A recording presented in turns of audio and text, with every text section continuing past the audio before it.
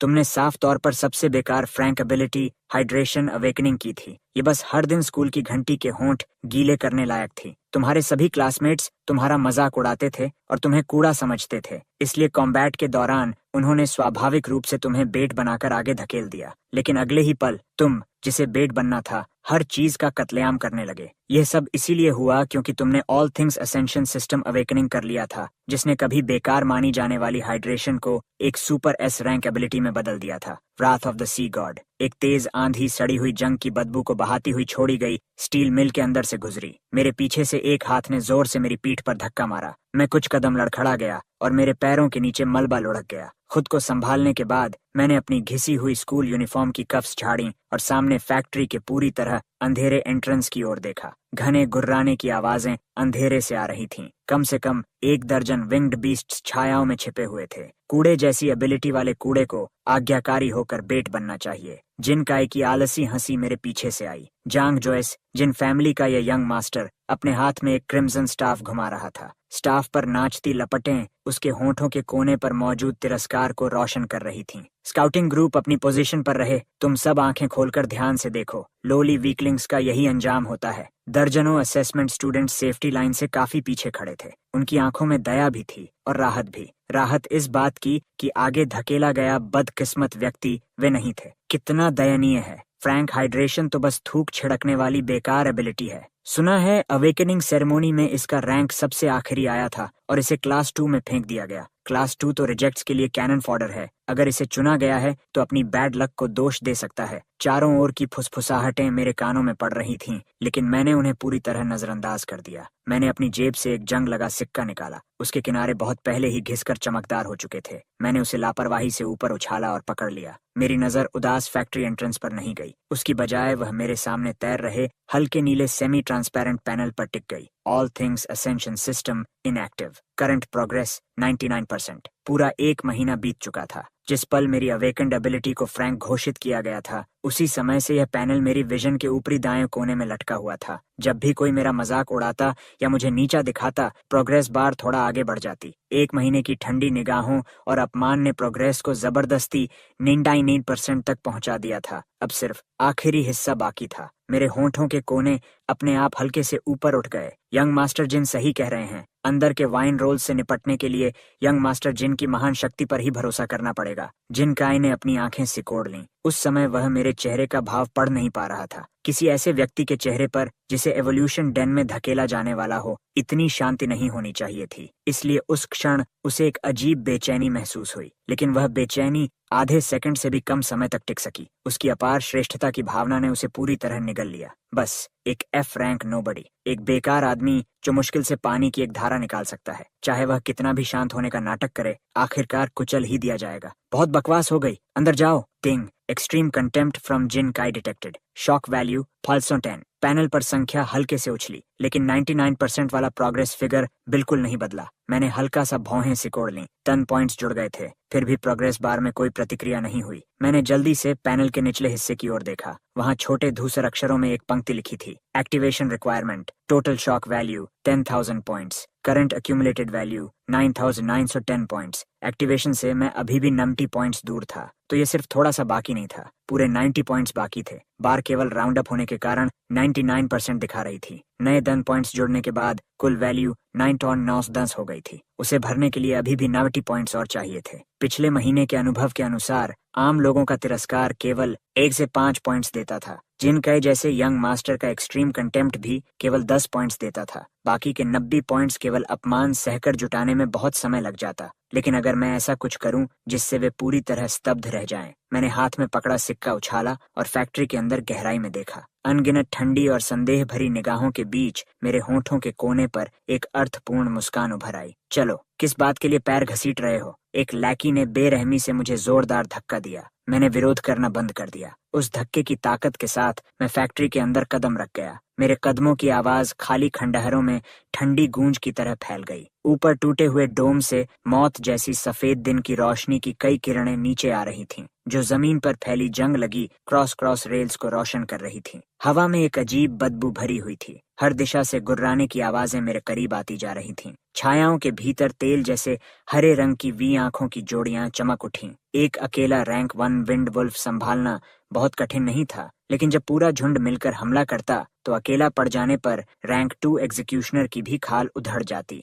जिनका अपने लैकीज को लेकर किनारे की ऊंची जगह पर चढ़ गया। उसने अपना स्टाफ जमीन में गाड़ दिया। लपटें ऊपर उठीं और टूटी हुई दीवारों व खंडहरों को रोशन कर दिया। सबको यहाँ खींच लाया गया है। जिनका संतुष्टि से मुस्कुराया और उस वुल्फ पैक की ओर देखा जिसने मुझे निशाना बना लिया था। डरो मत, बस वहीं खड़े रहो और हिलो मत। एक अच्छा बेट बनो, बाकी सब मुझ पर छोड़ दो। बहुत धन्यवाद यंग मास्टर जिन। मैं ठंडे लोहे के खंभे से टिक गया और मेरी आवाज पूरी तरह ईमानदार लग रही थी। पहला विंड वुल्फ हिला। उसकी धूसर परछाई अचानक तेज हो गई। हल्के विंड ब्लेड से घिरी वह सीधा मेरे गले की ओर झपटी। उसकी रफ्तार हैरान कर देने वाली थी। मैं न भागा, न ही मैंने बचाव के लिए हाथ उठाया। मैंने बस हल्का सा अपना सिर तिरछा किया। मेरी नजर झपटते हुए वुल्फ की छाया को पार करके दूर के एक अंधेरे कोने पर जा टिकी। वहां ऑरा की एक बेहद छिपी हुई लहर मौजूद थी। वह कोई स्टूडेंट नहीं था और बहुत शक्तिशाली था। मैंने तुरंत अपना ध्यान वापस सामने लौटाया। वुल्फ का पंजा मेरे गले से केवल 10 सेंटीमीटर दूर था। मैंने धीरे से अपनी दाहिनी तर्जनी उठाई। मेरी उंगली के सिरे पर एक बेहद छोटी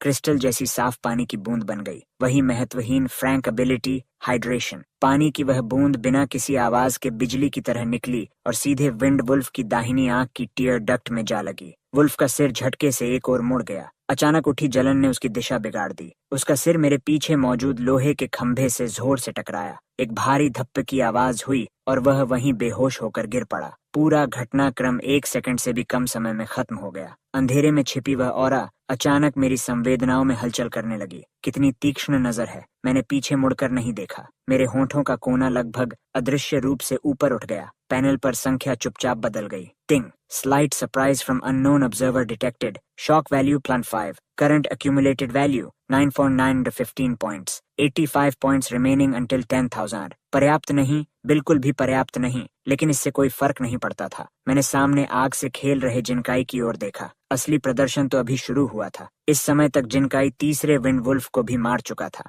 उसने पीछे मुड़कर मुझे देखा, जो अभी भी दीवार के पास खड़ा था, और उसकी आंखों में एक अंधेरी चमक उभरी। उसने बगल में खड़े लैकी से धीमी आवाज में कुछ कहा। लैकी ने सिर हिलाया और अपनी छाती से एक छोटा सीलबंद शीशी निकाली। बोतल पर खोपड़ी का निशान बना था। बीस्ट लूरिंग पाउडर, एक प्रतिबंधित पदार्थ जो उच्च रैंक बीस्ट्स को आकर्षित करने के लिए बनाया गया था। जिनकाई ने अपने होठों पर जीभ फेरी और अपनी नजर मुझ पर जमा दी। वह मुझे केवल स्केपगोट बनाना नहीं चाहता था। उसकी असली चाहत वह सिक्का था। वह जंग लगा सिक्का जो जोंग चेन के माता पिता पीछे छोड़ गए थे। जिन फैमिली के इंटेलिजेंस नेटवर्क ने बहुत पहले पता लगा लिया था कि उस सिक्के के भीतर एक बेहद अजीब एनर्जी फ्लक्चुएशन मौजूद है। एक F रैंक कूड़ा ऐसे खजाने का मालिक कैसे हो सकता था? उसके लिए इस दुनिया से गायब हो जाना ही बेहतर था। जिनकाई ने अपने लैकी को एक नजर दी। लैकी तुरंत समझ गया और चुपचाप मेरे पीछे की ओर सरकने लगा। उधर मैं अभी भी लोहे के खंभे से टिककर खड़ा था और उस सिक्के को लापरवाही से उछाल रहा था। सिक्का हवा में घूमता हुआ एक छाप बनाता रहा। उसकी जंग लगी सतह पर आग की रोशनी पड़ रही थी। उसी क्षण गहरे नीले रंग की एक हल्की चमक झलकी। वह चमक जंग की परतों के भीतर छिपी हुई थी। अगले ही पल वह गायब हो गई। किसी ने भी उसे नहीं देखा। आग की लपटों ने अंतिम विंड वुल्फ को भी निगल लिया। जिनकाई ने शानदार अंदाज में हाथ लहराया। उसके लैकीज तुरंत उसके चारों ओर इकट्ठा हो गए और चापलूसी करने लगे। यंग मास्टर जिन सचमुच महान है। रैंक फ्लेम एबिलिटी वाकई दबदबे वाली है। यही होता है असली जीनियस। कुछ लोगों की तरह नहीं जो सिर्फ कोने में दुबक कर कांप सकते हैं। बोलने वाले ने जानबूझकर मेरी ओर तिरस्कार भरी नजर फेंकी। उस समय मैं बेहोश पड़े विंड वुल्फ के पास उकड़ू बैठा था और उत्सुकता से उसका कान छेड़ रहा था। जिनकाई ने चिंता से भरा चेहरा बनाया और मेरी ओर चल पड़ा। जोंग चेन, वह वुल्फ तुम पर बहुत तेजी से झपटा था। मेरे पास उसे रोकने का समय ही नहीं था। तुम घायल तो नहीं हुए? मैं बिल्कुल ठीक हूँ यंग मास्टर जिन। मैं खड़ा हुआ और अपने घुटनों से धूल झाड़ दी। वह वुल्फ बहुत तेज दौड़ रहा था और खुद ही दीवार से टकराकर बेहोश हो गया। शायद उसकी नजर कमजोर थी और समय पर रुक नहीं पाया। खुद ही टकराकर बेहोश हो गया। आसपास खड़े लोगों ने एक दूसरे की ओर देखा। उनके दिमाग में बस एक ही विचार आया,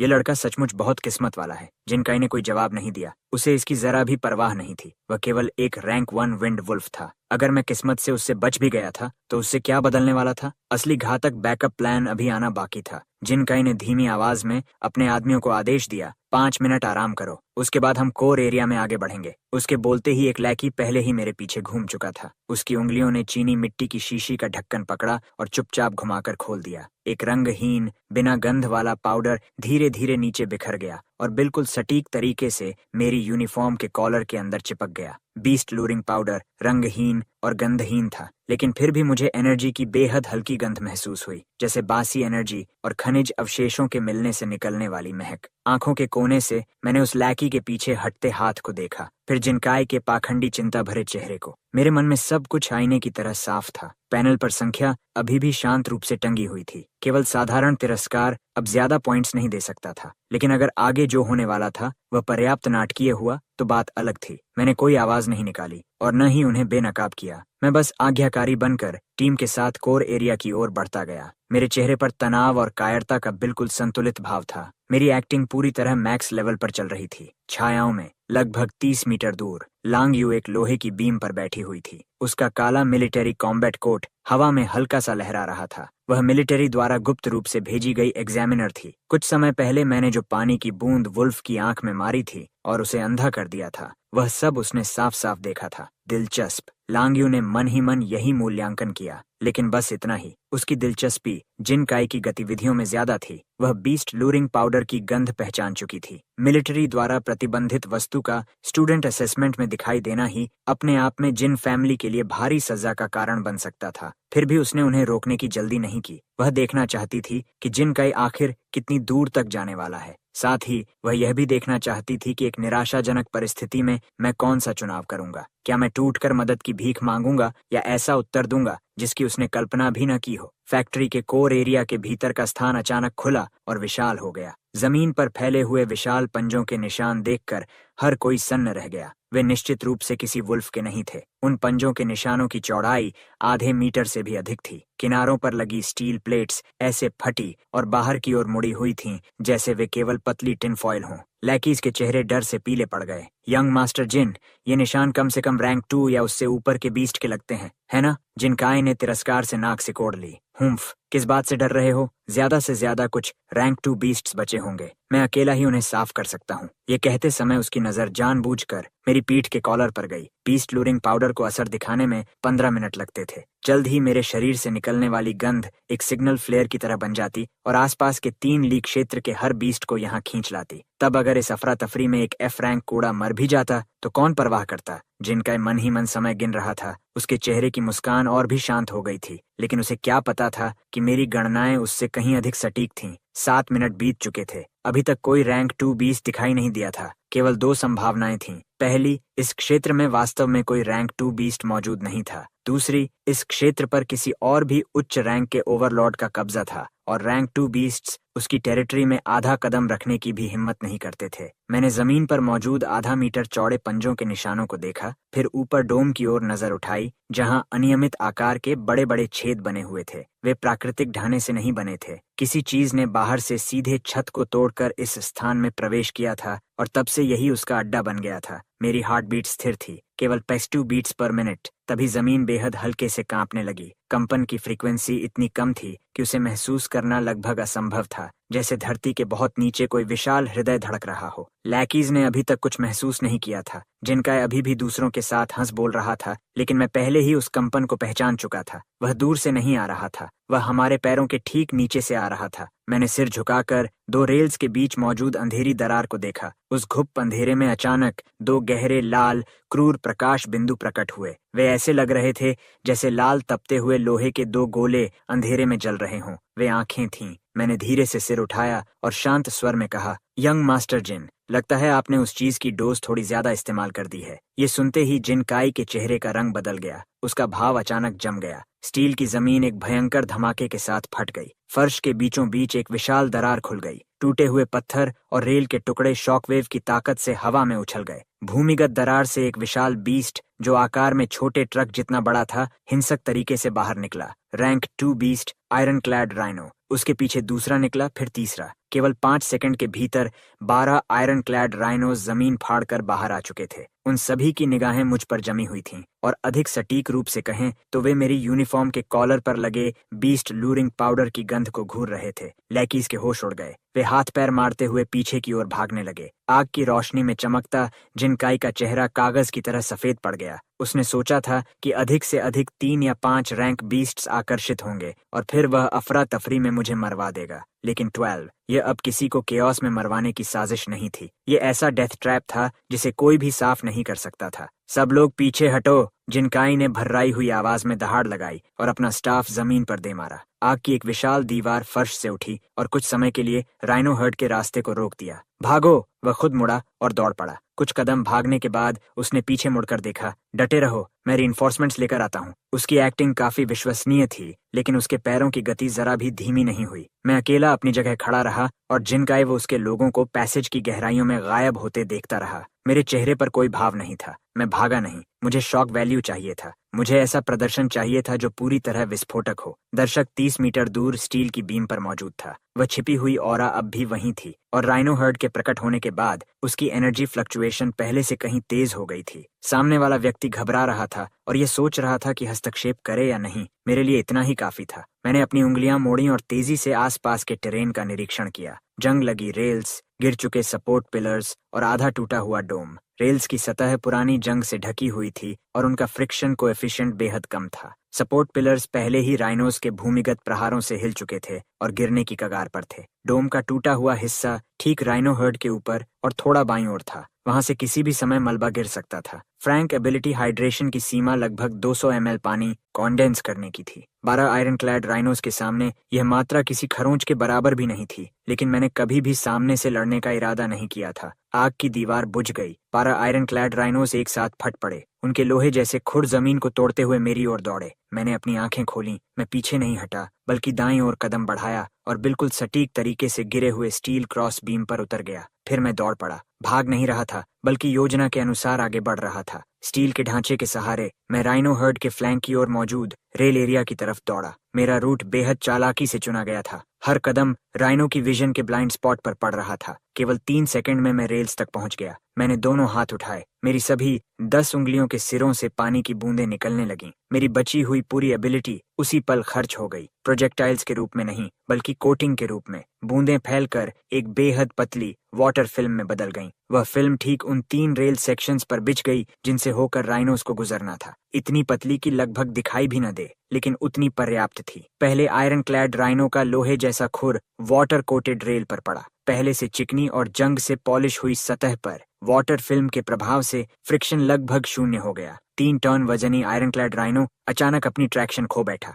उसका विशाल शरीर बुरी तरह एक ओर फिसल गया। उसकी भयानक इनर्शिया ने उसे नियंत्रण से बाहर निकले हुए तोप के गोले में बदल दिया। वह सीधे बगल में मौजूद कमजोर सपोर्ट पिलर से जा टकराया। पिलर अपनी जड़ से टूट गया। उससे जुड़ा डोम बीम भी उसके साथ ढह गया। कई टन वजनी स्टील के टुकड़े ऊपर से बरस पड़े और पीछे आ रहे दूसरे तथा तीसरे आयरन क्लैड राइनो पर जा गिरे। चेन रिएक्शन शुरू हो चुका था। चौथा राइनो दूसरी वाटर फिल्म पर चढ़ा। 5वां और 6ठा उसके पीछे आए और आपस में टकरा कर उलझ गए। बाकी राइनोज अपने साथियों के विशाल शरीरों से रुक गए। आर्मर प्लेट्स के टकराने की गर्जना पूरे फैक्ट्री में गूंज उठी। 12 second tier ironclad rhinos का समन्वित चार्ज केवल 200 ml पानी की वजह से पूरी तरह बर्बाद हो गया। अंधेरे में छिपी स्टील की बीम पर लांग चिंगसू पहले ही अपने पैरों पर खड़ी हो चुकी थी। तलवार की मूठ को पकड़ने वाली उसकी उंगलियां सफेद पड़ चुकी थीं। उसके होंठ हल्के से खुले हुए थे। उसकी पुतलियां अपनी सीमा तक सिकुड़ गई थीं। फ्रैंक वाटर स्प्रे के साथ मैंने ऐसा कुछ किया था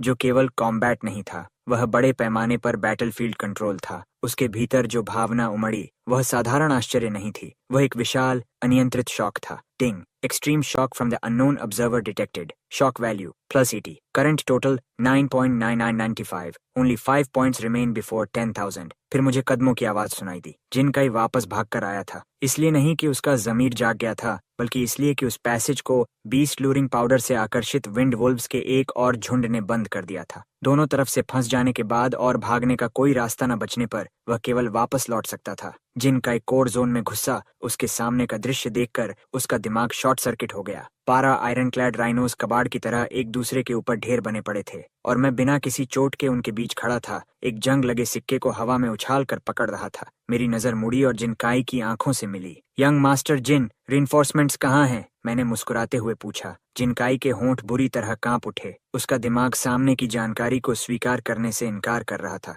तुमने तुमने ये कैसे? वह अपनी बात पूरी भी नहीं कर पाया था कि जमीन फिर से कांप उठी। इस बार कंपन दूर से नहीं आ रहा था, वह हमारे ठीक नीचे से आ रहा था। 12 आयरन क्लैड राइनोस के ढेर के नीचे, धरती की गहराई में, एकदम घोंट देने वाली रक्तिम किलिंग इंटेंट जमीन की दरारों से बाहर फूट पड़ी। डोम की छत का आखिरी सलामत हिस्सा भीतर से एक विशाल गहरे लाल हाथ द्वारा तोड़ दिया गया। धुएं और धूल के बीच टुकड़े तूफान की तरह नीचे गिरने लगे। एक विशाल काली छाया डोम के छेद से नीचे गिरी और जमीन पर आकर धम्म से उतरी। उस टक्कर ने सभी को लड़खड़ा दिया। 5 मीटर ऊंचा, उसका पूरा शरीर खुरदुरी गहरे लाल त्वचा से ढका हुआ था। उसकी लाल आंखों में कोई पुतली नहीं थी, केवल शुद्ध दुष्टता थी। Peak 3rd tier lord class beast, bloodthirsty demon ape, जिनका एक स्टाफ उसके हाथ से फिसल गया। फिर मैं लोहे के खंभे के पीछे से बाहर निकला और डीमन एप की ओर चल पड़ा। लांग चिंग सू की पुतलियां अचानक फैल गईं। एक F rank peak 3rd tier lord का सामना करते हुए वास्तव में आगे बढ़ रहा था। उस क्षण उसकी सारी ट्रेनिंग, उसके सारे प्रयास और उसका पूरा बैटलफील्ड एक्सपीरियंस उसके सामने के दृश्य को समझाने में असफल रहे। उसका दिल एक पल के लिए रुक गया, फिर बुरी तरह धड़कने लगा। पैनल पर अंतिम संख्या बदल गई। Ding. Extreme despair from Lang Ching Su detected. Shock value +150। Current total 10,045। Activation condition fulfilled. The All Things Ascension System is officially activated। हल्का नीला पैनल मेरी आंखों के सामने सुनहरी रोशनी में फट गया। दूसरी सुनहरी रोशनी पैनल से निकली। मेरी दृष्टि पूरी तरह निगल ली गई। All Things Ascension System officially activated। Host's current ability Frank Water Spray। Available Ascensions 1. Spend 8,000 shock value to ascend। Frank Ability Water Spray। मैंने एक पल भी हिचकिचाहट नहीं दिखाई। Ascend। जैसे ही मेरी इच्छा पैनल पर उतरी, धूसर अक्षरों में लिखा फ्रैंक वाटर स्प्रे बुरी तरह कांपने लगा। पुराने शब्द टूटकर बिखर गए। Ascension successful। Congratulations host। You have obtained the unique Ultra SS rank ability, Poseidon's Wrath। Ability description: meeting the source of all waters. You command the spring of the sea god. Water is the first element of heaven and earth. It can attack, defend, and transform all things. No range limit, no upper limit to power. Current shock value balance 9,000 vertilize। सुनहरी रोशनी बिखर गई। मैंने वास्तविक दुनिया को फिर से देखा। आधे सेकंड से भी कम समय बीता था। डीमन एप मेरी ओर दूसरा कदम बढ़ा रहा था। उसका विशाल पैर रेल पर उतरा। उसका विशाल हाथ पहले ही नीचे आ रहा था। उसकी छाया ने मेरे पूरे शरीर को ढक लिया। मैं नहीं भागा, मैंने सिर उठाया। डीमन एप ने मेरी आंखों में बदलाव साफ देखा। मेरी पहले काली पुतलियों के केंद्र से एक गहरा नीला रंग फैल रहा था, समुद्र का रंग। मैंने कहा, पानी का उपयोग इस तरह नहीं किया जाता। मेरी आवाज ऊंची नहीं थी। मैंने अपनी उंगलियां चटकाईं। मेरी दाहिनी तर्जनी और मध्यमा उंगली आपस में टकराईं और एक छोटी साफ आवाज पैदा हुई। फिर पूरी दुनिया शांत हो गई, शारीरिक अर्थों में शांत। 100 मीटर के दायरे के भीतर सारी आवाजें एक ही क्षण में गायब हो गईं। ध्वनि की जगह जिसने ली वह थी वाटर रेजोनेंस। स्टील वर्क्स के खंडहरों में बची हुई हर बूंद नमी, जंग के छिद्रों के भीतर मौजूद हर बूंद, जमीन की दरारों के भीतर मौजूद हर बूंद और हवा में मौजूद हर मुक्त वाटर मॉलिक्यूल को उसी क्षण एक आदेश प्राप्त हुआ। वे हिलने लगे, वे हर दिशा से इकट्ठा होने लगे। मेरे पैरों के नीचे नीले पैटर्न्स के वृत्त बाहर की ओर फैलने लगे। वे लहरों जैसे थे, किसी प्राचीन फॉर्मेशन डायग्राम जैसे। डीमन एप का विशाल हाथ अब भी मेरे सिर से कुछ मीटर ऊपर था। उसने अपनी पूरी ताकत से उसे नीचे दे मारा। ठीक उसी क्षण जब वह विनाशकारी प्रहार नीचे गिरा, मेरे पैरों के नीचे बने नीले पैटर्न से 10 मीटर चौड़ा एक जल नीला प्रकाश स्तंभ आकाश की ओर फूट पड़ा। कोई चेतावनी नहीं, कोई चार्जअप नहीं। उस स्तंभ के भीतर समुद्री जल अत्यधिक गति से घूम रहा था। डीमन एप का विशाल हाथ वाटर पिलर से टकराया और रुक गया। धीरे धीरे नहीं, बल्कि पूर्ण गति से शून्य पर एक ही क्षण में। अत्यधिक गति से घूमती जलधारा ने उसकी हथेली पर एक उथला घाव बना दिया। सुनहरा तरल बाहर बह निकला। पहली बार डीमन एप की लाल आंखों में उलझन दिखाई दी। यह मानव शावक, जो एक चींटी से थोड़ा ही बड़ा था, पानी से उसकी हथेली पर घाव बना चुका था। डीमन एप ने अपना हाथ घुमाया और वाटर पिलर को हटाने की कोशिश की। कुछ सेकंड के अंश के लिए वाटर पिलर बिखर गया, फिर वह तुरंत दोबारा संघनित हो गया। तरल का कोई स्थायी आकार नहीं होता, उसे बिखेरना निरर्थक था। वह तुरंत फिर से बन जाता। हो गया, मेरी आवाज वाटर पिलर के केंद्र से आई। अब मेरी बारी है। मैंने अपना दायां हाथ उठाया और अपनी 5 उंगलियां हल्का सा फैला दी। टूटे हुए डोम के पार का आकाश रंग बदलने लगा। केवल 3 सेकंड में धूसर सफेद आसमान गहरे नीले वर्षा मेघों से ढक गया। बादल और तेजी से घूमने लगे और एक विशाल भंवर बन गया। डोम के टूटे हुए हिस्से से अब धूसर सफेद धूप नहीं आ रही थी। वहां से पानी उतर रहा था। एक विशाल लहर आकाश से नीचे आई। वह हवा में विभाजित हुई, फिर दोबारा जुड़कर एक विशाल हथेली में बदल गई। पानी से बनी एक हथेली। वह ऊपर से गिरी और सटीक तथा अटल रूप से ब्लडथर्स्टी डीमन एप की गर्दन को जकड़ लिया। 5 मीटर ऊंचा डीमन एप उस विशाल वाटर पाल्म के भीतर जकड़कर स्थिर हो गया। वह संघर्ष करने लगा। उसके दोनों हाथ पागलों की तरह वाटर पाल्म पर प्रहार कर रहे थे। हर प्रहार एक दरार खोल देता, लेकिन हर दरार 0.1 सेकंड के भीतर नई जलधाराओं से भर जाती। पानी की कोई कमजोरी नहीं होती, क्योंकि पानी का कोई स्थायी शरीर नहीं होता, इसलिए उसे तोड़ा नहीं जा सकता। मेरी नीली आंखें फंसे हुए डीमन एप को देख रही थीं। पैनल पर मौजूद संख्याएं पागलों की तरह बदल रही थीं। Ding, super shock from Lang Chingsu detected. Shock value plus 200। Ding, extreme fear and cognitive collapse from Jin Kai detected. Shock value 150. Ding. Mental breakdown from an unknown follower detected. Shock value plus 80. Ding. Multiple observers behind remote monitoring equipment detected in collective shock. Shock value pi 500. Current shock value balance 9.975. संख्या लगातार बढ़ रही थी। Demon app का संघर्ष कमजोर पड़ने लगा था, इसलिए नहीं कि उसने हार मान ली थी,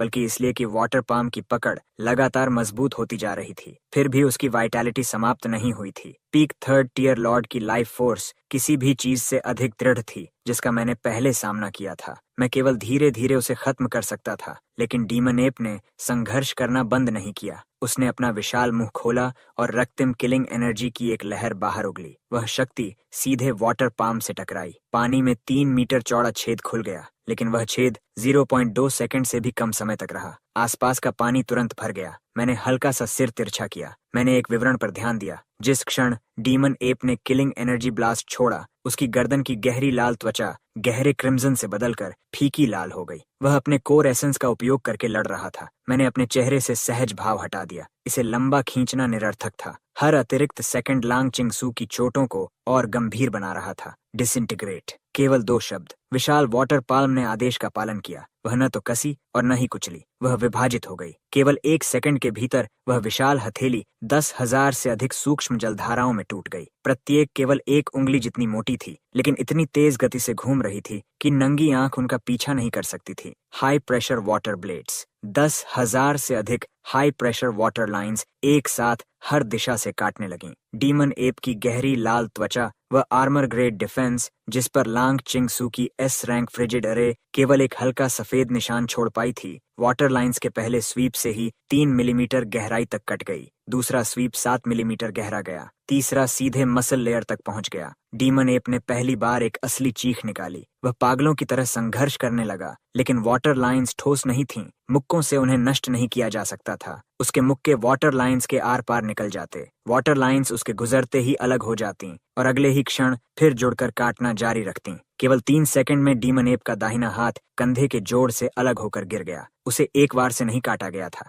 उसे 10,000 वाटर लाइंस ने एक साथ सर्जिकल प्रिसीजन के साथ काट डाला था। डीमन एप की चीख का स्वर बदल गया। अब उसमें केवल मृत्यु का भय बचा था। 5 सेकंड बाद वाटर लाइंस ने अंतिम हमला पूरा कर लिया। मैंने अपना दाहिना हाथ ढीला छोड़ दिया। जिस क्षण मेरी 5 उंगलियां बंद हुईं, सभी वाटर लाइंस एक साथ सिकुड़ गईं और फिर विस्फोट कर गईं। सुनहरी रोशनी की वर्षा पूरे आकाश में फैल गई। Peak third tier lord class bloodthirsty demon ape असंख्य प्रकाश कणों में बिखर गया। सुनहरी रोशनी की वह बारिश अपने आप मेरे शरीर से 10 सेंटीमीटर दूर मुड़ गई। मुझे छुए बिना मेरे पीछे जमीन पर गिरती रही। मेरी स्कूल यूनिफॉर्म चमकदार रूप से साफ थी। कोर जोन शांत हो गया, सचमुच शांत। मुट्ठी जितना बड़ा एक गहरा लाल क्रिस्टल कोर हवा से नीचे गिरा और मेरे सामने आकर रुका। मैं झुककर बैठ गया, क्रिस्टल कोर उठाया और उसे अपने ट्राउजर पॉकेट में उस जंग लगे सिक्के के साथ रख लिया। फिर मैं खड़ा हुआ और जिनकाई की ओर मुड़ा। वह जमीन पर ढहकर बैठा था। उसके स्टाफ के टूटे हुए टुकड़े अब भी उसके दाहिने हाथ में धंसे हुए थे। उसकी आंखें पूरी तरह खुली थीं।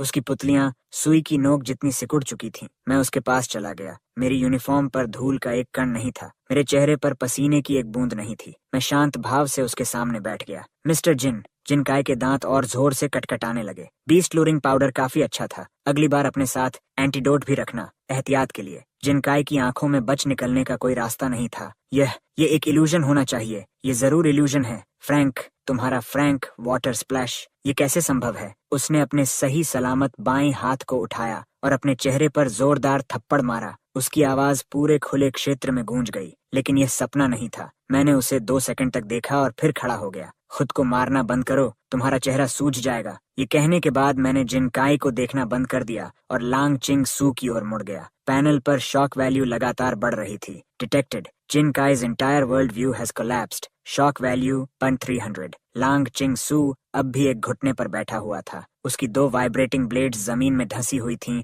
और वही उसका सहारा थीं। उसकी सांसें छोटी और भारी थीं, लेकिन उसकी आंखें चमक रही थीं। वे बर्फीली नीली आंखें मेरी ओर देख रही थीं। उनमें बहुत कुछ एक साथ भरा हुआ था। Shock, doubt, scrutiny. तुम्हारी एबिलिटी फ्रैंक नहीं है। उसकी आवाज भारी और बैठी हुई थी। मैं उससे 3 कदम दूर रुक गया। 10 मिनट पहले तक थी। लांग चिंगसू चुप हो गया। उसके पास 100 सवाल थे, लेकिन उसकी ट्रेनिंग उसे बता रही थी कि यह पूछताछ का समय नहीं है। तुम उस पावर को कितनी देर तक बनाए रख सकते हो? उसने सबसे महत्वपूर्ण सवाल पूछा। मेरे शरीर की एबिलिटी रिजर्व इस लड़ाई में केवल लगभग 30% ही खर्च हुई थी। काफी देर तक। लांग चिंगसू ने सिर हिलाया। फिर उसने एक निर्णय लिया। उसने अपने कोट की अंदरूनी जेब से एक कॉम्पैक्ट कम्युनिकेटर निकाला और इमरजेंसी चैनल के लिए लाल बटन दबा दिया। यह लांग चिंगसू है, IDS 017। उसकी आवाज में फिर से एक सोल्जर की दृढ़ता लौट आई। जांघा के पूर्वी उपनगरों में स्थित abandoned steel mill assessment zone में लेवल S या उससे ऊंची इमरजेंसी हुई है। एक peak 3rd tier lord class bloodthirsty demon ape को पराजित कर दिया गया है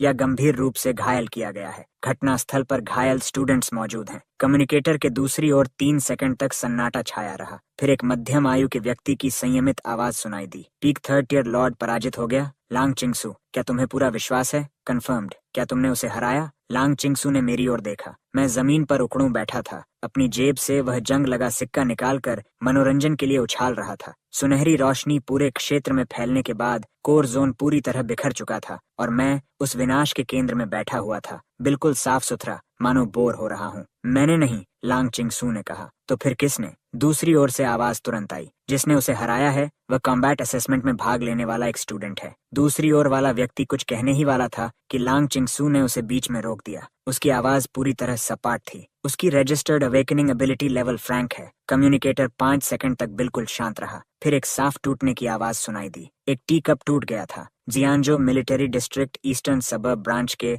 अंडरग्राउंड लेवल 3 मॉनिटरिंग सेंटर में दीवार पर 24 हाई डेफिनेशन स्क्रीन्स लगी हुई थीं। स्क्रीन 7 अबैंडन्ड स्टील मिल जोन से जुड़ी हुई थी। उस समय उस स्क्रीन के सामने 11 लोग खड़े थे। उनमें ब्रांच का सर्वोच्च कमांडर मेजर जनरल युआ शेनशिन भी शामिल था। बूढ़ा आदमी 62 वर्ष का था, दुबला और कठोर शरीर वाला, जिसने एक धूसर लंबा रोब पहन रखा था। आधा मिनट पहले तक उसके बाएं हाथ में एक टी कप था। अब टूटे हुए पोर्सलेन के टुकड़े पूरे फर्श पर बिखरे पड़े थे। सभी की निगाहें स्क्रीन 7 पर जमी हुई थीं। स्क्रीन पर दिखाई जा रही फुटेज पहले ही रिप्ले मोड में डाल दी गई थी। डीमन एप के प्रकट होने के क्षण से लेकर वाटर जायंट हैंड के अचानक प्रकट होने, वाटर लाइन अटैक और गोल्डन लाइट के बिखरने तक हर फ्रेम को स्लो मोशन में बदलकर 3 बार चलाया जा चुका था। इमेज के दाहिने हिस्से में मौजूद एनर्जी डिटेक्शन डेटा कॉलम उस क्षण लाल एक्सक्लेमेशन मार्क्स के समुद्र में बदल गया था जब डीमन एप मारा गया। टेक्निकल टीम के प्रमुख फांग युन की आवाज थोड़ी सुन्न थी। ये पूरी सीमा पार कर गया।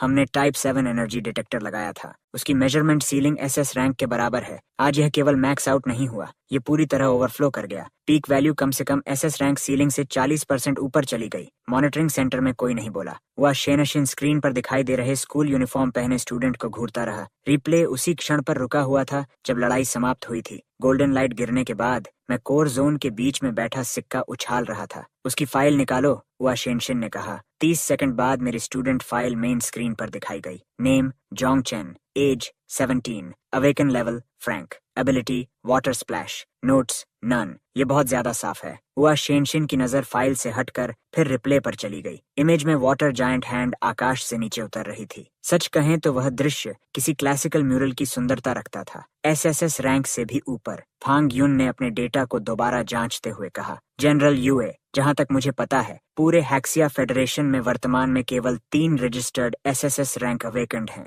और SSS रैंक से ऊपर के लिए केवल एक सैद्धांतिक शब्द मौजूद है, मिथिक क्लास। लेकिन वह अवधारणा पिछले 20 वर्षों से केवल रिसर्च पेपर्स में ही मौजूद रही है। अब हमारे सामने एक वास्तविक उदाहरण है। हुआ शेनशिन झुका और टूटे हुए टी कप का एक टुकड़ा उठाया। फांगयुन, इस फुटेज का एन्क्रिप्शन लेवल हाईएस्ट ग्रेड पर बढ़ा दो। यहाँ मौजूद हर व्यक्ति सुन ले, इस क्षण से तुम लोगों ने जो कुछ भी देखा है वह लेवल 1 क्लासिफाइड इंफॉर्मेशन है। किसी भी अनऑथोराइज्ड पर्सन को इसके बारे में बताया गया तो मिलिट्री लॉ के अनुसार कार्रवाई होगी। यस, 10 लोगों ने एक साथ उत्तर दिया। हुआ शेनशिन सीधा खड़ा हुआ और उसने लंग चिंगसू से जुड़े चैनल को अपने नियंत्रण में ले लिया। जनरल हुआ, दूसरी ओर से आवाज आई। वह स्टूडेंट अभी कहाँ है? मेरे पास ही है। थोड़ी देर का विराम आया। वह आयरन क्लैड राइनोस को पलट रहा है। हुआ शेनशिन कुछ क्षण के लिए जम गया। वे आयरन क्लैड राइनोस पहले वाटर फिल्म के कारण पलटकर एक दूसरे के ऊपर ढेर हो गए थे। कुछ राइनोस नीचे दब गए हैं और खुद को पलट नहीं पा रहे। वह उनकी मदद कर रहा है। लांग चिंगसू की आवाज में कुछ अजीब था। वह व्यंग्य नहीं था, वह किसी ऐसी बेतुकी बात जैसा था जिसे उसका दिमाग स्वीकार नहीं कर पा रहा था। वह शेनशिन ने राइनोस पलटने वाली बात को आगे नहीं बढ़ाया। लांग चिंगसू, तुम्हारी चोटें कैसी हैं? 3 पसलियां गंभीर रूप से क्षतिग्रस्त हैं। आंतरिक अंगों को चोट पहुंची है, लेकिन मैं काम करने में सक्षम हूँ। रीइंफोर्समेंट्स और मेडिक्स निकल चुके हैं। वे 6 मिनट में पहुंच जाएंगे। ध्यान से सुनो, रीइंफोर्समेंट्स के पहुंचने से पहले उस स्टूडेंट के प्रति कोई भी धमकी भरा शब्द या कार्रवाई मत करना। उससे पूछताछ मत करना। उसकी मूवमेंट फ्रीडम को रिस्ट्रिक्ट मत करना। समझे? अंडरस्टूड। और एक बात, असेसमेंट के दौरान जिन काय ने बीस्ट लूरिंग पाउडर का उपयोग किया था, क्या तुमने देखा? मैंने पूरी प्रक्रिया देखी। अच्छा, एविडेंस और कम्युनिकेशन रिकॉर्ड दोनों सुरक्षित रखो। हुआ शेनशिन मॉनिटरिंग रूम के बीच में खड़ा रहा। उसकी नजर अब भी स्क्रीन 7 पर जमी हुई थी, जहां फ्रीज फ्रेम में वही स्टूडेंट दिखाई दे रहा था। उसके बगल में खड़े एक स्टाफ ऑफिसर ने सावधानी से पूछा, जनरल यूए, हमें इस स्टूडेंट को कैसे हैंडल करना चाहिए? हैंडल? हुआ शेनशिन की भौहें सिकुड़ गईं। हैंडल किस बात का? उसने पलटकर पूछा। 17 साल का एक बच्चा,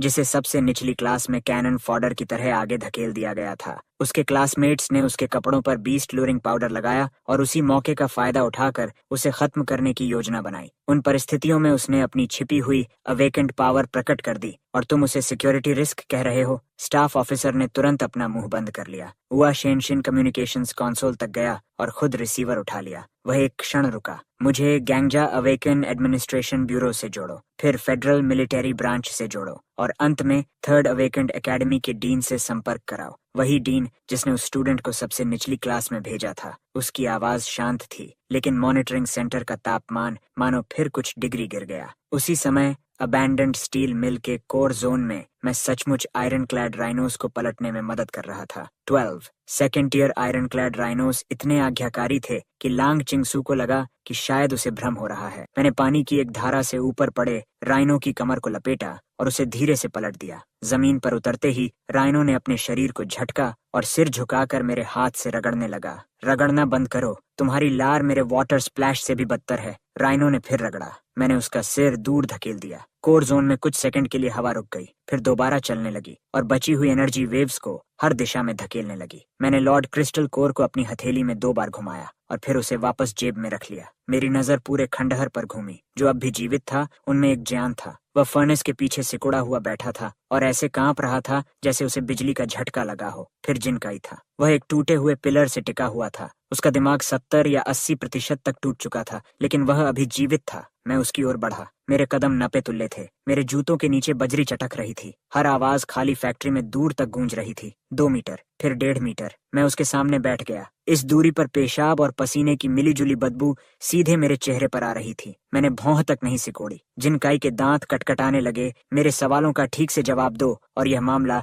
यहीं खत्म हो जाएगा। यह मामला खत्म हो जाएगा। ये शब्द उसके टूटे हुए दिमाग पर हथौड़े की तरह गिरे और उसकी जीवित रहने की प्रवृत्ति ने उन्हें तुरंत पकड़ लिया। ठीक है, ठीक है, जो भी तुम पूछना चाहो। बीस्ट लूरिंग पाउडर, ये किसका विचार था? मेरे सेकंड अंकल का। जिनकाई ने एक पल की भी हिचकिचाहट नहीं दिखाई। जिन परिवार की सेकंड ब्रांच के जिन यूएनटिंग का। उसने मुझसे कहा था कि असेसमेंट के दौरान तुम्हें खत्म कर दूं और कारण था तुम्हारा वह सिक्का। जिनकाई की नजर मेरी जेब पर गई, फिर तुरंत ऐसे हट गई जैसे उसे जला दिया गया हो। मेरे सेकंड अंकल ने कहा था कि उस सिक्के के भीतर एक एनर्जी फ्लक्चुएशन सील है, जैसा उसने पहले कभी नहीं देखा। उसकी कीमत एक ए रैंक सीक्रेट रेल्म की पूरी उपज से भी अधिक है। मेरी जेब के भीतर मेरा दाहिना हाथ सिक्के की जंग लगी सतह को सहला रहा था। एक ए रैंक सीक्रेट रेल्म की कीमत 15 बिलियन से शुरू होती है। कोई आश्चर्य नहीं कि वे शांत नहीं बैठ सके। और कौन जानता है, सिर्फ मेरे सेकंड अंकल और मैं। उसने कहा था कि फैमिली हेड को मत बताना, और ओल्ड पेट्रियार्क को तो बिल्कुल भी नहीं, नहीं तो वे इसे अपने लिए ले लेंगे।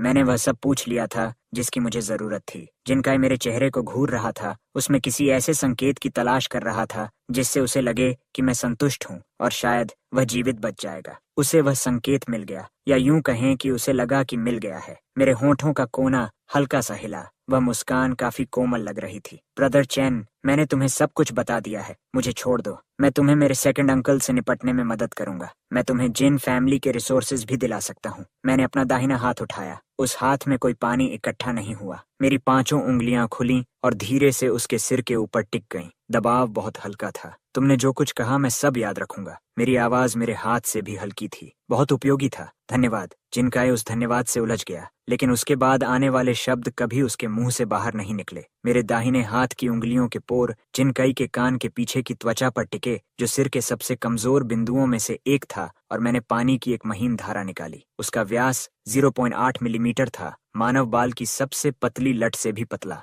वह वाटर थ्रेड भीतर प्रवेश कर गया और वाइटल पॉइंट को नष्ट कर दिया। जिनकाई की पुतलियां उसी अंतिम भ्रमित दृष्टि पर स्थिर हो गईं। उसका मुंह आधा खुला रह गया, उसका शरीर गिरा नहीं। पिलर और रेल ने उसकी निर्जीव मुद्रा को सहारा दे रखा था, जिससे वह जीवित अवस्था से अलग दिखाई नहीं दे रहा था। पूरी प्रक्रिया में आधे सेकंड से भी कम समय लगा। मैंने अपना हाथ वापस खींच लिया। अंगूठे की हल्की हरकत के साथ मेरी उंगलियों के सिरे पर मौजूद पानी की बूंद नीचे मलबे की एक दरार में गिर गई। उसके बाद सफाई का काम शुरू हुआ। मैं झुका और नाखून जितने आकार का गहरे लाल रंग का एनर्जी शार्ड उठाया, फिर उसे जिनकाई की दाहिनी कनपट्टी के ऊपर बने घाव में दबा दिया। वह घाव तब बना था जब डीमन एप के जमीन फाड़कर निकलने पर उड़ते हुए मलबे का टुकड़ा उससे टकराया था। एनर्जी शार्ड को घाव में लगाने के बाद उसका कोण बाहर की ओर 20 डिग ऊपर और अंदर की ओर नीचे था, बिल्कुल उसी ट्रेजेक्टरी से मेल खाता हुआ जैसा किसी विस्फोट की शॉक वेव से उड़कर आए हाई स्पीड शार्ट का होता। क्योंकि मृत्यु का कारण स्पष्ट था, ट्रेजेक्टरी उचित थी और फिजिकल एविडेंस पर्याप्त था,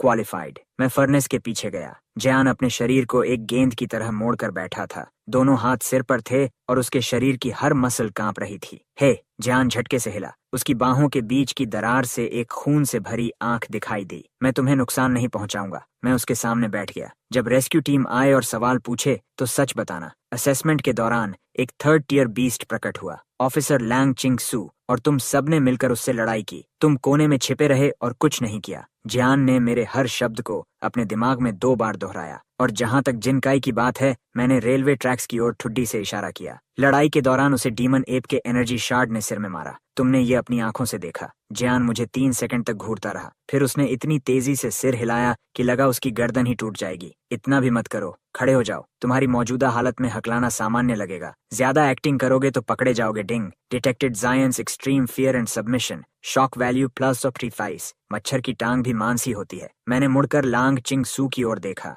वह फर्नेस के टूटे हुए ढांचे से टिक कर बैठा था। मैं उसके पास गया, आसपास गिरे हुए उपकरणों में खोजबीन की और एक अपेक्षाकृत साफ स्टील प्लेट ढूंढ निकाली। उसे मैंने एक साधारण प्लेटफॉर्म का रूप दिया, फिर हवा से एक कटोरे भर पानी निचोड़ लिया। वह पूरी तरह शुद्ध पानी था, सारी अशुद्धियों से मुक्त। मैंने उसे लांग चिंगसू के सामने कर दिया। थोड़ा पी लो। लांग चिंगसू ने मेरी हथेली के ऊपर तैरते हुए पानी के गोले को देखा। थोड़ी झिझक के बाद उसने सिर झुकाया और एक घूंट लिया। पानी गले में उतरते ही ठंडक की एक लहर उसकी एसोफेगस से होती हुई उसके फेफड़ों तक फैल गई। उसकी टूटी हुई पसलियों का दर्द लगभग 30% कम हो गया। लांग चिंगसू ने हल्का सा सिर उठाया। इस पानी में हीलिंग प्रॉपर्टीज हैं? सच कहूं तो मुझे भी पूरी तरह नहीं पता। इस नई एबिलिटी का मैनुअल अभी पूरा नहीं पढ़ पाया हूं। लांग चिंगसू 3 सेकंड तक मेरे चेहरे को देखता रहा। वह चेहरा बहुत युवा था। 17 साल के लड़के की रेखाएं अभी भी मौजूद थीं। चेहरे से बचपन की झलक पूरी तरह गई नहीं थी। वह उतना ही साफ था जितनी मेरी धूल रहित स्कूल यूनिफॉर्म। इतना अवास्तविक कि लोगों को अपनी आंखों पर शक हो जाए। तुम्हारा नाम जोंग चेन है, लांग चिंगसू बोला। पहले जब तुमने वाटर स्प्लैश से वुल्फ की आंख पर वार किया था, तब तुम चाहते थे कि मैं उसे देखूं। मैंने इसका इनकार नहीं किया। क्यों? मुझे किसी ऐसे व्यक्ति की जरूरत थी जो गवाही दे सके। जवाब इतना साधारण था जैसे सांस लेना, फिर भी उसमें इतनी जानकारी छिपी थी कि लांग चिंग सू कई सेकंड तक चुप रहा। दूर से प्रोपेलर्स की आवाज आने लगी। उत्तर पूर्व दिशा से 6 मिलिट्री ट्रांसपोर्ट हेलीकॉप्टर्स नीचे उड़ते हुए आए। सफेद सर्च लाइट्स ने अबैंडन्ड स्टील मिल के टूटे हुए खंडहरों को रोशन कर दिया। कैबिन डोर्स खुल गए। काले टैक्टिकल गियर पहने military special forces fast ropes के सहारे नीचे उतरने लगे। मेडिकल टीम सबसे पहले पहुंची। 2 मिलिट्री डॉक्टर्स दौड़ते हुए लांग चिंग सू के पास पहुंचे और अभ्यास से भरी सटीकता के साथ फर्स्ट एड किट खोल दी। एक दूसरी टीम जिनकाई की ओर दौड़ी। वह रेलवे ट्रैक्स के पास सिकुड़ा हुआ बैठा था और उसकी आंखें खाली थीं। एक मेडिक ने उसके घायल हाथ की जांच की, फिर उसकी आंखों में फ्लैशलाइट चमक आई। उसने मुड़कर टीम लीडर को इशारा किया। साइकोलॉजिकल ट्रॉमा, प्रायोरिटी इवैक्यूएशन की आवश्यकता है। एकमात्र जीवित लैकी को फर्नेस के पीछे से बाहर निकाला गया। वह इतनी देर तक झींगे की तरह सिकुड़कर बैठा रहा था कि उसके हाथ पैर अकड़ चुके थे। बाकी 3 लैकीज के अवशेष ब्लैक बैग्स में रख दिए गए। घटनास्थल का कमांडर एक कर्नल था। वह मेरी ओर बढ़ा। मैं उस स्टील प्लेट प्लेटफॉर्म पर बैठा था जिसे मैंने बनाया था और अपनी उंगलियों के बीच सिक्का घुमा रहा था। न जाने कब 12 आयरन क्लैड राइनोस अपने आप एक अर्धवृत्त बनाकर मेरे चारों ओर खड़े हो गए थे। वे मुझे घेर नहीं रहे थे, बल्कि ऐसा लग रहा था मानो मेरी रक्षा कर रहे हों। कर्नल मेरे सामने 3 मीटर की दूरी पर आकर रुक गया। सभी 12 राइनोस ने एक साथ अपनी गर्दन उसकी ओर घुमा दी। 24 छोटी लाल आंखें एक साथ उसे घूरने लगीं। कर्नल ने अनायास ही निगल लिया। स्टूडेंट जोंग चेन, मैं पूर्वी उपनगर ब्रांच से चेन युएन हूँ। जनरल युआ ने मुझे आपको एस्कॉर्ट करने के लिए भेजा है। मुझे कहाँ ले जाना है? ब्रांच तक। चेन युएन ने तुरंत जोड़ा। पूछताछ के लिए नहीं। जनरल युआ ने कहा है कि वह आपको चाय पर आमंत्रित करना चाहते हैं। मैंने उसे 2 सेकंड तक देखा। क्या मैं उन राइनोस को भी साथ ला सकता हूँ? चेन युएन ने पीछे खड़े 12 3 टन वजनी आयरन क्लैड राइनोस की ओर देखा। मुझे पहले परमिशन लेनी पड़ेगी। पैनल पर संख्या चुपचाप बढ़ी। मैंने सिक्का वापस जेब में रखा और स्टील प्लेट से उठ खड़ा हुआ। मैं ट्रांसपोर्ट हेलीकॉप्टर के भीतर बैठा, कैबिन वॉल से टिक गया और एक्टिंग शुरू कर दी। मैंने अपनी एबिलिटी का हर निशान दबा दिया। मेरे कंधे हल्के से झुके हुए थे। मेरी दाहिनी तर्जनी लयबद्ध तरीके से बाएं हाथ की पीठ पर थपथपा रही थी, बिल्कुल एक ऐसे फ्रैंक स्टूडेंट की तरह जिसने अत्यधिक भय के कारण एबिलिटी रैम्पेज ट्रिगर कर दिया हो। मेरे सामने बैठे कर्नल चेन युआन ने मेरी स्थिति पर ध्यान दिया, लेकिन बातचीत शुरू नहीं की। 14 मिनट बाद हेलीकॉप्टर उतरा। नीचे उतरते समय मैंने कैबिन डोर फ्रेम को पकड़ लिया, जिससे मेरे कदम बस थोड़े अस्थिर दिखाई दें। हेलीपैड पर कोई मेरा इंतजार कर रहा था। एक महिला लेफ्टिनेंट कर्नल जिसका नाम शान शाओ था, उसने अपना परिचय दिया और मुझे जनरल यूए के पास ले गई। हम जिस जगह पहुंचे वह इंटेरोगेशन रूम नहीं था, वह एक बिल्कुल साधारण टी रूम था। यूए शेंशिन मेज के दूसरे छोर पर बैठा था। वह मेरी कल्पना से कहीं अधिक दुबला, अधिक उम्र दराज और मेजर जनरल के लिए आश्चर्यजनक रूप से साधारण दिखता था। उसके धूसर रोब पर कोई रैंक इंसिग्निया नहीं था। उसने सामने वाली कुर्सी की ओर इशारा किया। बैठो। मैं बैठ गया। उसने मेरे लिए चाय डाली और कप मेरी ओर सरका दिया। मैंने उसे उठाया, एक घूंट लिया और कहा, अच्छी चाय है, मेरे गृहनगर से लाई गई है। यूए ने अपना कप हाथ में लिया और चाय की भाप के पार से मुझे देखता रहा। लगभग 10 सेकंड तक वह चुप रहा। तुम बहुत डर गए होंगे। उसने बेहद नरम शुरुआत चुनी। मेरा हाथ हल्का सा कांपा। मैंने कप नीचे रख दिया। 3rd टियर लॉर्ड की बात छोड़ दीजिए, वहां मौजूद एस रैंक भी उसे रोक नहीं सका। जीवित बच जाना ही आसान नहीं था। मैंने लांग चिंगसू से सुना कि जीवन और मृत्यु के उस क्षण में तुमने एक बहुत शक्तिशाली एबिलिटी इस्तेमाल की। मैं खुद भी निश्चित नहीं हूँ। मैंने आवाज धीमी कर ली और बोलने की गति कम कर दी। उस समय जब डीमन एप मेरी ओर आया, मेरा दिमाग खाली हो गया और फिर ऐसा लगा जैसे मेरे शरीर के भीतर कुछ फटकर खुल गया हो। उसके बाद क्या हुआ मुझे सब याद नहीं है। क्या तुम अभी भी उस एबिलिटी का उपयोग कर सकते हो? नहीं। मैंने सिर हिलाया। वह गायब हो गई है। ऐसा लगता है जैसे मैंने उसे पूरी तरह खर्च कर दिया। मेरी आवाज में भ्रम और खोए हुए अवसर की सही मात्रा थी।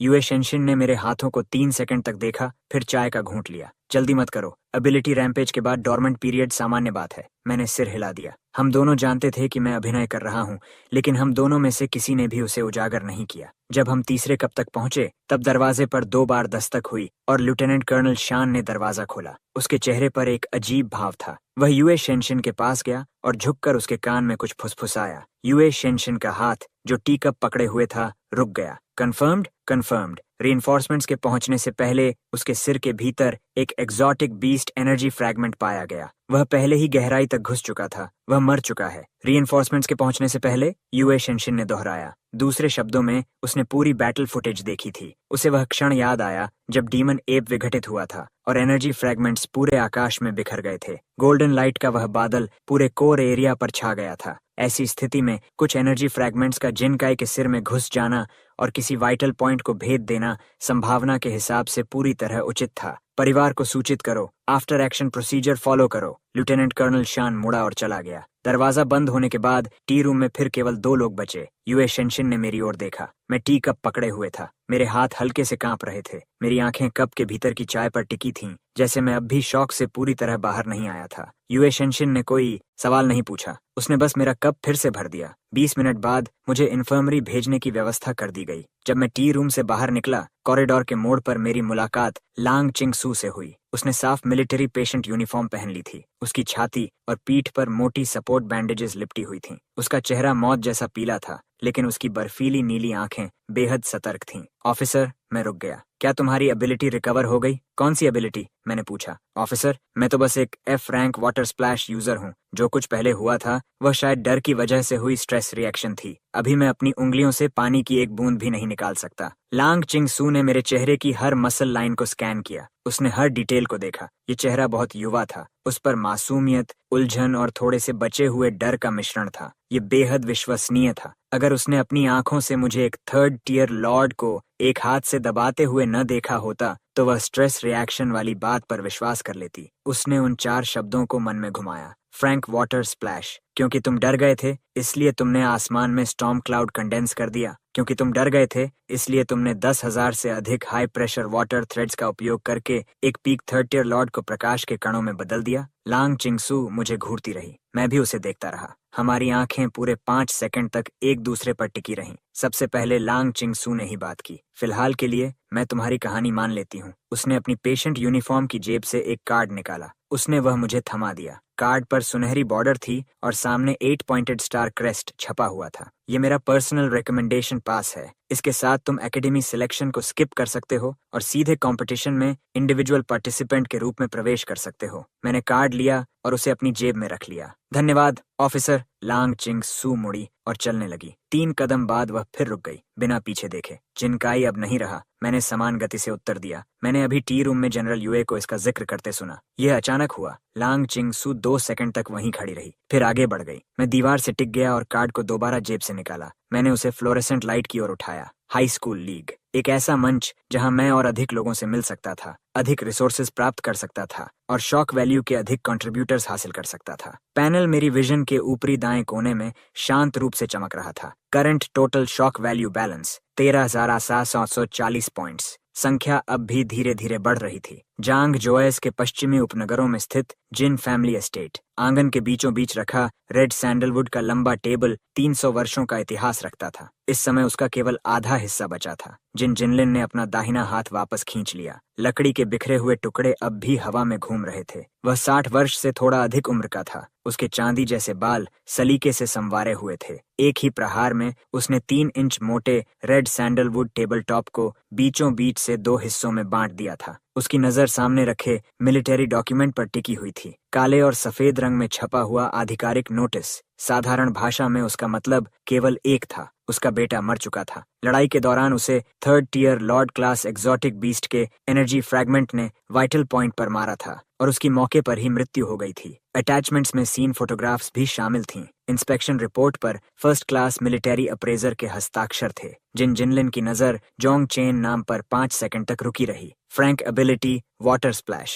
During this assessment, due to an ability stress rampage, he briefly unleashed power beyond his rank and assisted in repelling a horde of exotic beasts. Hall के बाएं हिस्से की छाया से एक मध्यम आयु का व्यक्ति आधा कदम आगे आया। जिन यूएंटिंग, जिन फैमिली की 2nd ब्रांच का मुखिया। वह योजना तुम्हारा विचार था। जिन जिनलिन ने इसे प्रश्न की तरह नहीं कहा। जिन यूएंटिंग का एडम्स एप्पल ऊपर नीचे हुआ। एकमात्र संभावना यह थी कि मिलिट्री नोटिस में मौजूद कुछ डिटेल्स ने उसके बड़े भाई को संदेहास्पद बना दिया था। वह पत्र जिसे उसने जिनकाई से पढ़ने के बाद जला देने को कहा था। जिनकाई ने उसे जलाया था या नहीं, अब वह नहीं जान सकता था, क्योंकि जिनकाई अब नहीं रहा था। जिन यूएंटिंग ने अपनी सांसों को नियंत्रित किया। बिग ब्रदर, जिनकाई मेरा भतीजा था। मैं किसी भी व्यक्ति से ज्यादा चुप रहो। जिन जिनलिन ने उसकी ओर देखा तक नहीं। उसकी नजर हॉल के दाहिने हिस्से के डोर फ्रेम की ओर चली गई। वहां एक युवा व्यक्ति डोर फ्रेम से टिककर खड़ा था। 22 वर्ष का, सफेद कपड़े पहने हुए। उसकी कमर पर 3 फुट लंबी तलवार लटक रही थी।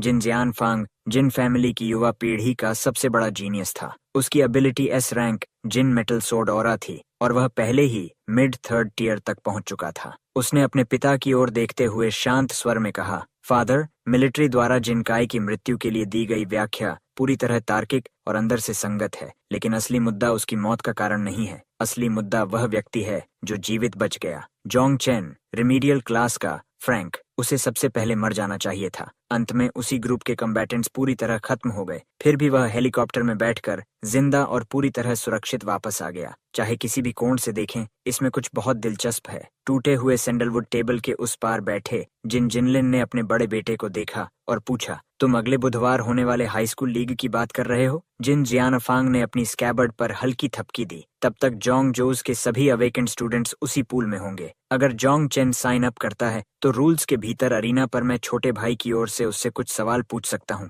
ये कहते हुए वह मुस्कुराया। सवाल? एक फ्रैंक से। जैसे ही वह अरीना पर कदम रखेगा, मैं उसे एक मूव में साफ कर दूंगा। सवाल पूछने का समय भी नहीं मिलेगा। जिन जिनलिन का स्वर फिर शांत हो गया। तो फिर एक मूव का उपयोग करो और वह कॉइन ले आओ। उसके बगल में खड़े जिन युएंटिंग का शरीर तन गया। जिन जिनलिन की निगाह उस पर गई। सेकंड ब्रदर, क्या तुम्हें सच में लगा कि मुझे पता नहीं था कि तुम और जिन काय गुप्त रूप से क्या कर रहे थे? जिन युएंटिंग की पीठ पसीने से भीग गई। तुम उसे अपने लिए लेना चाहते थे। जिन काय भी तुम्हारे साथ शामिल हो गया। काम असफल हो गया। आदमी मर गया और उसके साथ वह भी दफन हो गया। यह मामला यहीं समाप्त होता है। उसने टूटे हुए टेबल के नीचे दबा नोटिस पेपर उठाया। कॉइन की जिम्मेदारी जियानफांग को दो। प्रॉपर मीन्स का उपयोग करो। अपने कोवर्ट यूनिट को वापस बुलाओ। जिन युएंटिंग चुप रहा, जबकि जिन जियानफांग अपनी सोड कमर पर टांग कर हॉल से बाहर निकल गया। कोर्टयार्ड पार करके वह स्टोन स्टेप्स पर पहुंचा। पहाड़ी घाटी से आती नाइट विंड उसके सफेद रोब के किनारों को हिला रही थी। वह रुक गया और अपनी सोड की ओर देखने लगा। एक एफ रैंक वीकलिंग, कोई एबिलिटी स्ट्रेस रैम्पेज, उसने मन ही मन सोचा। यह व्याख्या साधारण लोगों को धोखा दे सकती है, लेकिन बर्जर्क होने के बाद भी वह मिलिट्री की क्वेश्चनिंग स्वीकार कर सकता है, टेस्ट्स में सहयोग कर सकता है